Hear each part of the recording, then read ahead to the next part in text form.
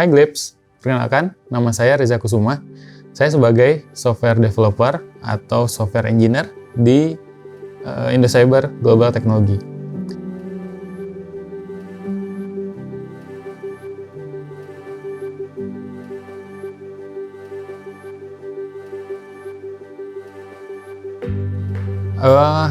Proses developer itu sebenarnya adalah proses untuk mengembangkan sebuah aplikasi atau sistem yang dibutuhkan oleh let's say internal atau mungkin eksternal kita. Proses development itu dimulai dari proses user requirement yang dilakukan oleh sistem analis, kemudian turun ke developer.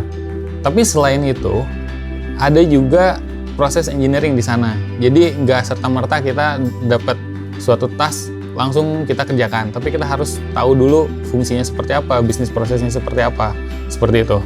Lalu di sana juga kita harus paham karakter user seperti apa, maunya seperti apa, dan sebisa mungkin kita memberikan insight atau masukan terhadap sistem yang akan dibuat.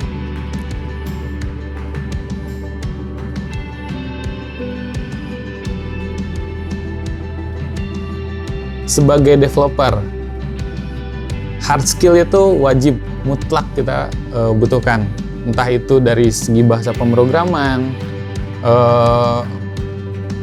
fokus bagus, general juga nggak apa-apa, tapi sebisa mungkin kita punya satu yang kita cukup expert di situ. Lalu kalau kita mau belajar bahasa yang lain, ya kenapa enggak gitu kan? Itu untuk mungkin ngasih insight ke kita, oh di bahasa ini bisa seperti ini, di bahasa lain seperti apa. Seperti itu. Selain hard skill, gak kalah pentingnya juga soft skill. Soft skill di sini mungkin lebih ke bahasa, mungkin bahasa selain bahasa native kita bahasa Indonesia bisa bahasa Inggris, atau yang lebih kecil lagi itu kerja sama tim. Kita pinter, bagus, tapi kalau nggak bisa kerja sama tim, waduh agak susah. Karena pada ujungnya kita itu kerja sebagai tim. Jarang banget kita kerja as individual, seperti itu.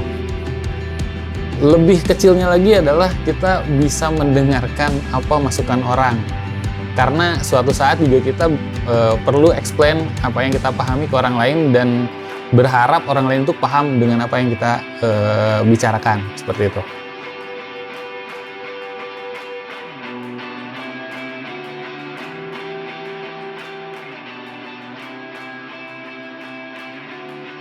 Sebagai web developer atau sebagai software engineer, skill-skill yang perlu diimprove itu jelas hard skill kita di bidang bahasa pemrograman. Bahasa terus berkembang, versi terus naik, sebisa mungkin kita tetap inline sama perkembangan teknologi tersebut. Dan kalau misalkan kita punya waktu lebih, mungkin kita bisa explore di luar bahasa inti kita yang kita sudah kuasai, seperti itu. Untuk bahasa yang akan diperdalam atau ingin diperdalam mungkin ke Golang ya, kalau buat saya pribadi. Golang, JavaScript juga, terus Node.js. Mungkin next-nya saya willing buat belajar itu semua. Karena sekarang saya fokus di .NET, seperti itu. Nah, kalau saya biasanya kita punya target nih, punya task. Task itu kita coba pahamin dulu apa sebenarnya task itu, terus kita coba drill down detailnya seperti apa. Nah, dari yang kita tahu, misalkan task itu kita punya target 3 hari misalkan. Nah, kita real targetnya 3 hari, kita harus set target diri kita sendiri tuh, diri kita itu di bawah 3 hari. Misalkan, setelah saya drill down detailnya seperti apa, saya mau mulai mengerjakan dari tahap yang satu dulu, tahap A dulu, baru tahap B, tahap C, dan seterusnya. Dan kenapa kita mulai dari hal yang sederhana dahulu? Karena kalau kita ketemu stuck atau sesuatu yang belum kita pahami sebelumnya, kita bisa tanya orang lain, tapi nggak kosongan, seperti itu. Ya kita kan nggak enak ya, misalkan mau nanya tapi kita sendiri bingung apa yang mau kita tanyain. Jadi sebisa mungkin kita kerjain dulu dari hal yang kita tahu, terus kalau belum tahu kita cari tahu dulu, tapi jangan lewat dari batas maksimum. Kenapa? Karena kita, contohnya gini nih, saya mau ngerjain tas setengah hari, nggak tahu nih mau ngerjain apaan, tapi saya coba cari tahu dulu sendiri maksimal sejam atau 2 jam.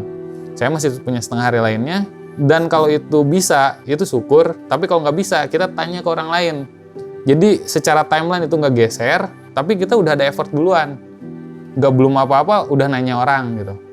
Seperti itu sih kalau dari saya biasanya. Jadi buat kalian, kerjakanlah sesuatu dari hal yang mudah terlebih dahulu. Saya Reza, see ya!